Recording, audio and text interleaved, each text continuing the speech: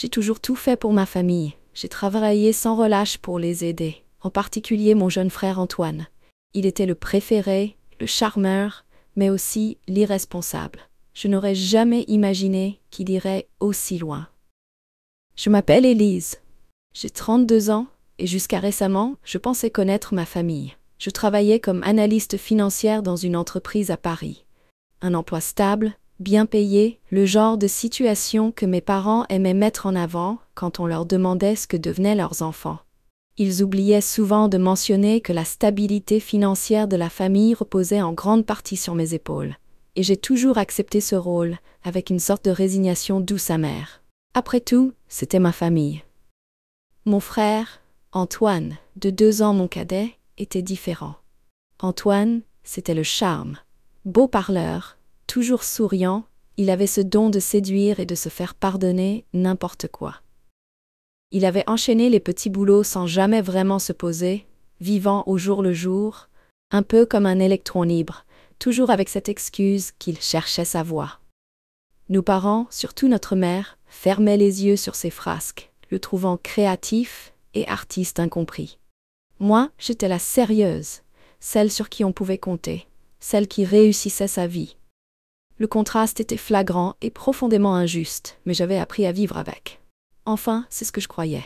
Tout a basculé un mardi matin. Un appel. Un numéro inconnu. J'ai d'abord hésité à répondre, puis, machinalement, j'ai décroché. Mademoiselle Élise Dubois? Une voix masculine, froide, impersonnelle. Oui, c'est moi. Je vous appelle de la Banque Duval. Nous avons constaté des irrégularités concernant un prêt contracté en votre nom. Mon sang s'est glacé. En mon nom?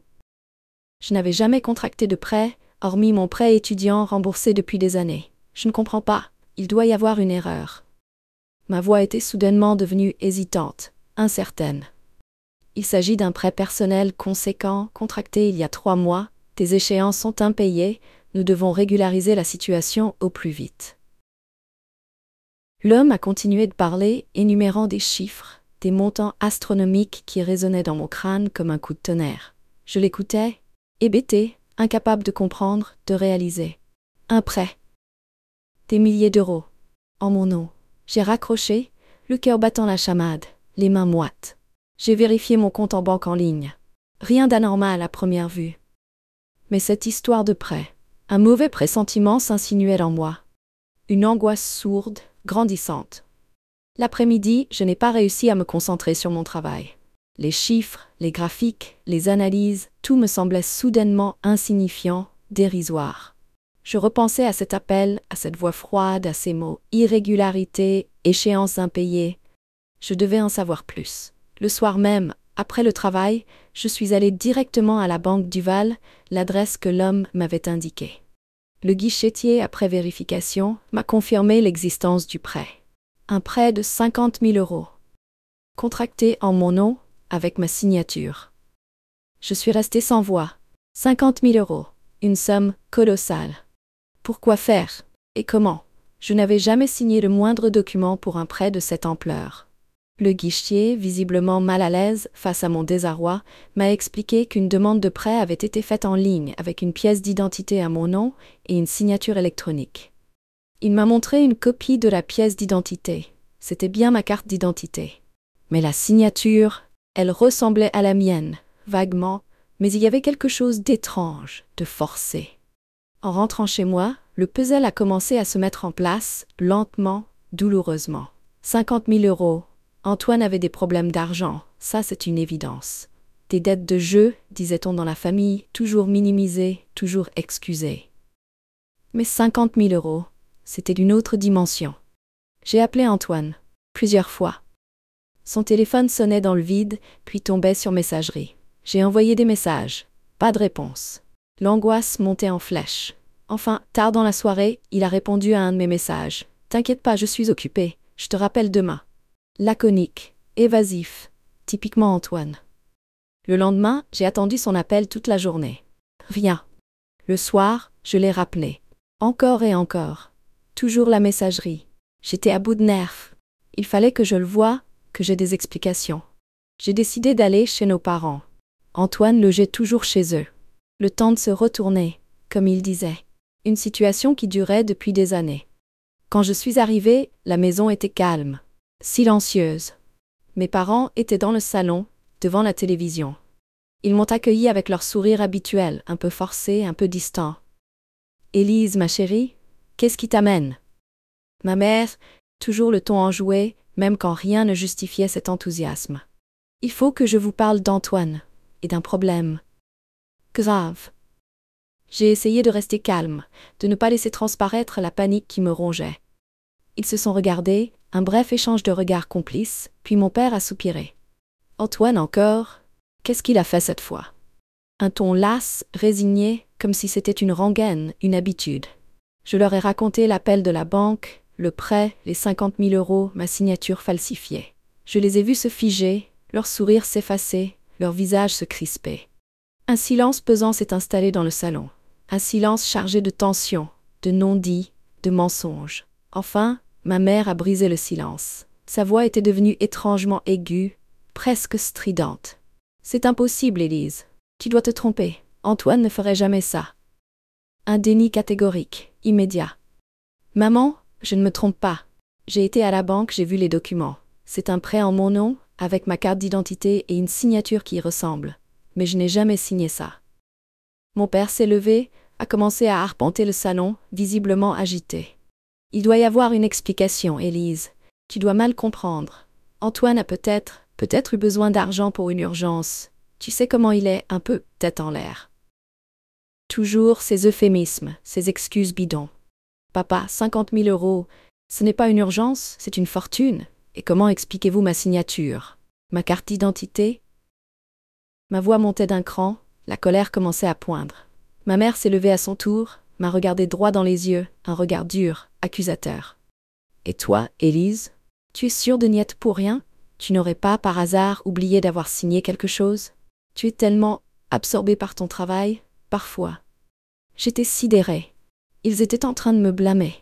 Moi, la victime. De me faire douter de ma propre mémoire, de ma propre intégrité.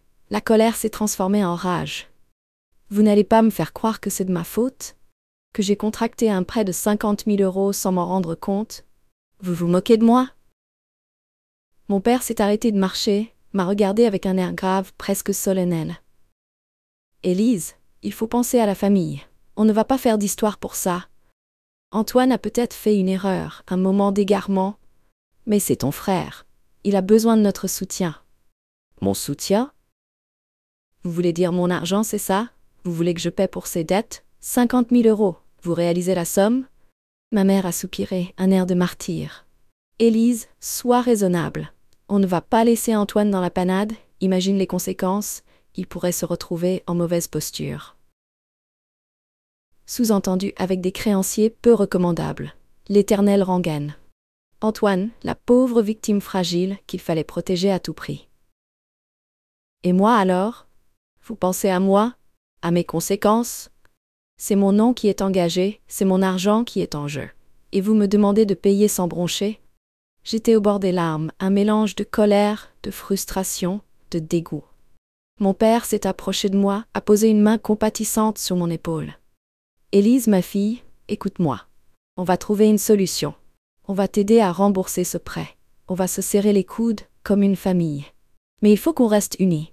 Pour Antoine. » « Et nous ? » Vous voulez dire unis derrière Antoine, comme toujours. Unis pour le protéger, pour excuser ses fautes, pour réparer ses erreurs. Et moi, dans tout ça, je compte pour du beurre?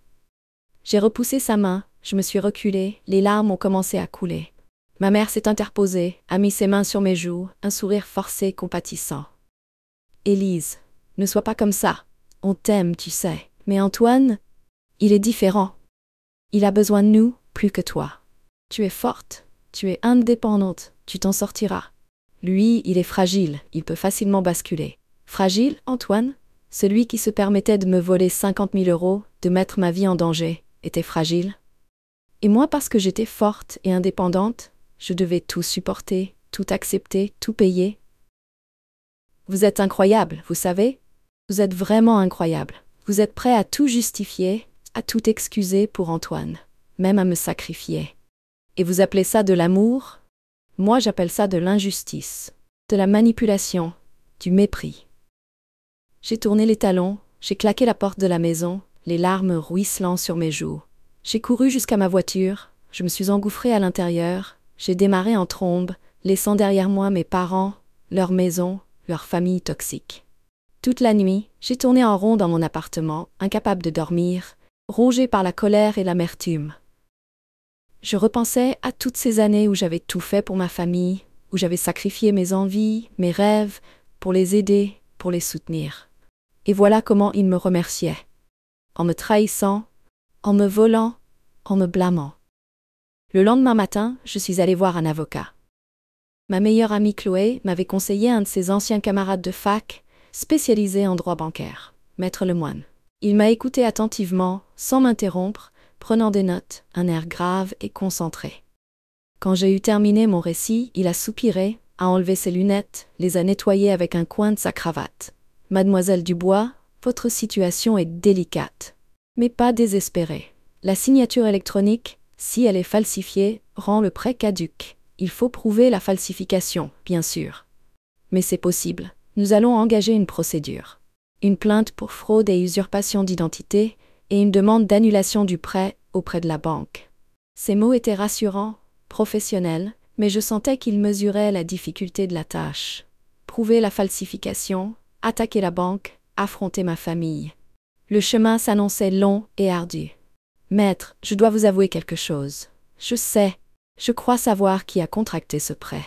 C'est mon frère, Antoine. » J'ai prononcé son nom avec une amertume infinie. Maître Lemoine n'a pas sourcillé, il semblait habitué aux drames familiaux, aux secrets honteux, aux trahisons sordides. « Si c'est votre frère, cela complique les choses, mademoiselle Dubois, mais cela ne change rien à la procédure. Au contraire, cela renforce votre position. La banque a une obligation de vigilance. Elle aurait dû vérifier l'identité du demandeur, s'assurer de l'authenticité de la signature. Si elle a manqué à cette obligation, elle est responsable. » Il a continué à m'expliquer les étapes de la procédure, les chances de succès, les risques, les coûts. J'écoutais attentivement, essayant de comprendre, de mémoriser, de me préparer à la bataille. Une bataille contre la banque, mais aussi contre ma propre famille. En sortant du cabinet de Maître Lemoine, je me sentais à la fois soulagée et terrifiée. Soulagée d'avoir enfin agi, d'avoir pris les choses en main. Terrifiée à l'idée de ce qui m'attendait. La confrontation avec Antoine, la réaction de mes parents, la procédure judiciaire, tout cela me paraissait insurmontable, accablant. J'ai appelé Chloé pour lui raconter. Elle m'a écoutée, compatissante, indignée. « Mais c'est un cauchemar, Élise. Ton frère est un monstre. Et tes parents, ils sont complices. Je n'arrive pas à y croire. » « Moi non plus, Chloé. Moi non plus. J'ai l'impression de vivre un mauvais rêve, de me réveiller et de découvrir que tout ça n'était qu'un cauchemar. Mais la banque continue de m'appeler, les échéances impayées s'accumulent. C'est bien réel. » Ma voix s'est brisée. Chloé m'a proposé de venir dîner chez elle le soir même. « Viens, Élise, on va manger une pizza, boire du vin et on va élaborer une stratégie. Tu n'es pas seule, tu sais. Je suis là, avec toi. » Son soutien, son amitié étaient un baume sur mes blessures. Chloé était ma bouffée d'oxygène, mon rayon de soleil dans cette tempête familiale. Le soir, chez Chloé, autour de la pizza, nous avons parlé pendant des heures. Elle m'a encouragée à tenir bon, à ne pas céder au chantage affectif de mes parents, à me battre pour mes droits, pour ma dignité. « Élise, tu as toujours été trop gentille, trop généreuse, trop dévouée. Il est temps de penser à toi, de te protéger, de te faire respecter. Ta famille t'a exploité, elle t'a trahi. Il est temps de dire stop. » Ces mots résonnaient en moi avec une force nouvelle. Oui, il était temps de dire stop. Stop à l'exploitation, à la trahison, au mépris. Stop à l'injustice. Le lendemain, j'ai envoyé une lettre recommandée à la banque, contestant le prêt, niant avoir signé le contrat, demandant l'annulation immédiate de toutes les échéances. J'ai également déposé plainte contre X pour fraude et usurpation d'identité. Maître Lemoine s'est chargé de tout, avec une efficacité et un professionnalisme rassurant. Les jours, puis les semaines qui ont suivi, ont été une torture. Le téléphone sonnait sans arrêt. Mes parents, Antoine, des numéros inconnus. Je ne répondais plus. Je laissais la messagerie prendre le relais. Les messages se sont accumulés de plus en plus pressants, de plus en plus agressifs. D'abord les supplications, les appels à la famille, à la solidarité, puis les reproches, les insultes, les menaces. Un jour, Antoine a réussi à me joindre. Sur mon lieu de travail, il a réussi à obtenir mon numéro de téléphone professionnel. Je ne sais pas comment. Il m'a appelé sur la ligne directe. « Élise, c'est Antoine. Écoute-moi s'il te plaît, il faut qu'on parle. » Sa voix était suppliante, mielleuse, comme toujours quand il voulait obtenir quelque chose. « Il n'y a rien à dire, Antoine. Tu as tout dit, avec tes actes, avec ton silence, avec ta trahison. » Ma voix était froide, tranchante, sans émotion. « Élise, je sais que j'ai fait une erreur. Une grosse erreur. Je te jure que je n'ai pas voulu te faire de mal. J'étais désespérée. J'avais besoin d'argent vite, pour régler des problèmes, des dettes de jeu. » Il a avoué, enfin. Le mot tabou était lâché. Les dettes de jeu. Celles qu'on minimisait, qu'on excusait, qu'on cachait sous le tapis. Des dettes de jeu? 50 000 € de dettes de jeu? Antoine, tu te rends compte de ce que tu as fait? Tu as mis ma vie en danger. Tu as hypothéqué mon avenir. La colère remontait plus forte que jamais. Je sais, Élise, je sais. Je suis prêt à tout faire pour me faire pardonner. Je vais rembourser, je te le jure. Je vais travailler, jour et nuit s'il le faut. Mais il faut que tu retires ta plainte. La banque, il me harcèle, il me menace. Je suis perdue, Élise, je suis perdue. Toujours la même rengaine. Antoine, la pauvre victime perdue, qu'il fallait sauver à tout prix. Tu es perdu? Et moi alors, Antoine? Tu crois que je suis comment, moi? Tu crois que je me sens comment? D'être volée, trahie, par mon propre frère, par ma propre famille? Un silence lourd, coupable, puis un murmure presque inaudible. Je suis désolée, Élise, vraiment désolée. Tes regrets, Antoine, tu peux te les garder. Ils ne valent rien. Ils ne réparent rien. Ils ne rembourseront pas mes 50 000 €. Ils ne me rendront pas la confiance que j'avais en toi. Et en nos parents, c'est fini, Antoine. Entre nous, c'est fini. J'ai raccroché brutalement, sans lui laisser le temps de répondre. Je savais que c'était cruel, définitif, mais je ne pouvais plus faire autrement. J'avais atteint mes limites. J'avais donné trop, souffert trop, pardonné trop. Il était temps de penser à moi, de me reconstruire, de me libérer de ce lien toxique, destructeur. La procédure judiciaire a été longue, éprouvante. La banque a d'abord nié toute responsabilité, arguant de la validité de la signature électronique, de la conformité des pièces justificatives. Maître Lemoine a dû batailler ferme, produire des expertises graphologiques, des témoignages, des preuves. Il a été brillant, tenace, infatigable. Il a réussi à démontrer la fraude, à prouver la falsification de ma signature, la négligence de la banque. Finalement, après des mois de procédure, le tribunal a tranché en ma faveur. Le prêt a été annulé. La banque a été condamnée à me verser des dommages et intérêts. Une petite victoire, certes, mais une victoire quand même. Une reconnaissance de mon innocence, de ma souffrance, de mon droit à la justice. Mes relations avec mes parents et Antoine sont restées inexistantes. Ils ont essayé de me recontacter à plusieurs reprises par message, par lettre, par des amis communs. J'ai ignoré leurs tentatives, leurs appels à la réconciliation, à la famille. Je savais que c'était un piège, une manipulation de plus. Ils ne voulaient pas me parler, ils ne voulaient pas s'excuser, ils ne voulaient que récupérer leur argent, me faire payer pour les erreurs d'Antoine. J'ai déménagé, j'ai changé de numéro de téléphone, j'ai coupé les ponts avec tout ce qui me rappelait mon passé, ma famille, ma souffrance. J'ai commencé une nouvelle vie. Une vie plus simple, plus authentique, plus centrée sur moi-même, sur mes besoins, sur mes envies. J'ai retrouvé le goût de vivre, le plaisir des petites choses, la joie d'être libre, indépendante, maîtresse de mon destin. J'ai renoué avec Chloé, avec d'autres amis, j'ai fait de nouvelles rencontres, j'ai découvert de nouveaux horizons. Le chemin a été long, douloureux, semé d'embûches.